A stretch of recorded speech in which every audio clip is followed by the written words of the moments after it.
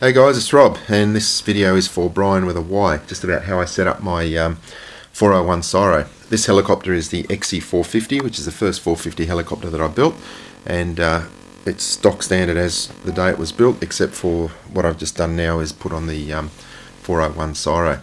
Previously it had this gyro, which is a HL 400, which is the same as they have on these Twister CP Gold. It's actually not a very good gyro at all. It did the job, but the helicopter always had a bit of a slow wag and it never really held its heading very accurately. But at the time I really didn't know any better, and I certainly didn't know about the 401 gyro. So it's probably long overdue that I did this upgrade.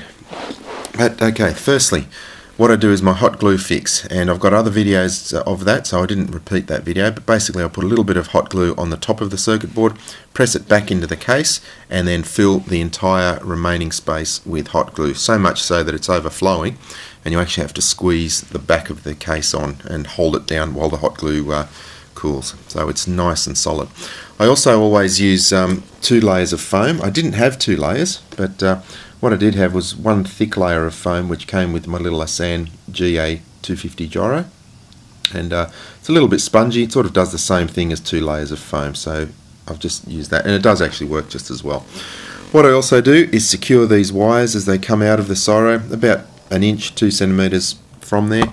I just hot glue a little bit of a tack on the side there so that they can't vibrate, can't move, and that's on both sides as well. Just this forward wire, it's just hot glued there so it can't move at all. The mode I use is digital mode with a Turnigy DS480 servo, and I have to set it up to the reverse mode for this particular helicopter. The gain is turned all the way down to 0, and the travel adjustment is about halfway, but basically what I'm trying to do is make sure that I don't get any binding on the end there, and I'll just power it up and show you what I mean.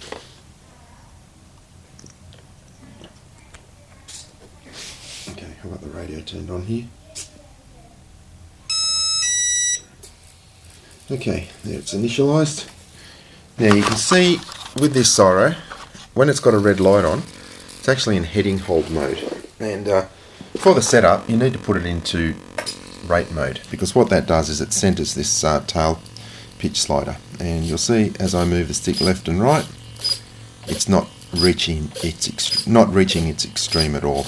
Okay, in fact I'll put the stick in the picture there, and the direction of movement is when you move the stick left, the tail slider should go right, and vice versa, and that's pretty standard on any of the Hobby King 450 helicopters.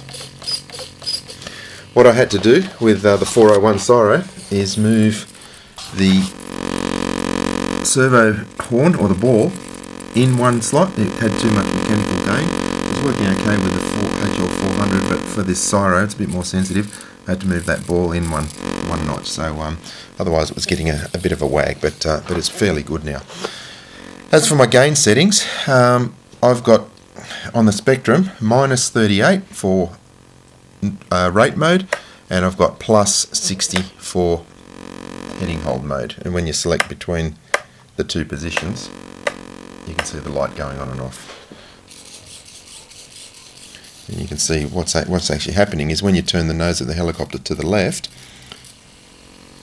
the tail slider moves to the left too. When you move the nose of the helicopter to the right, the tail slider moves to the right, and that means it's set up in the correct orientation. And the difference between heading hold and rate mode is, it's basically going to stay in that position. Okay, that's in heading hold. If I put it to rate mode, it will actually make a correction, but then it'll come back to the middle. Not sure if that makes sense or if I'm explaining it fairly well.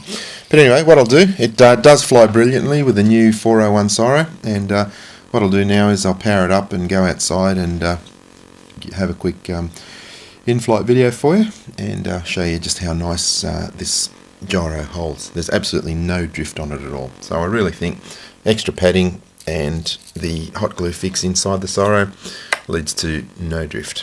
Thanks for watching.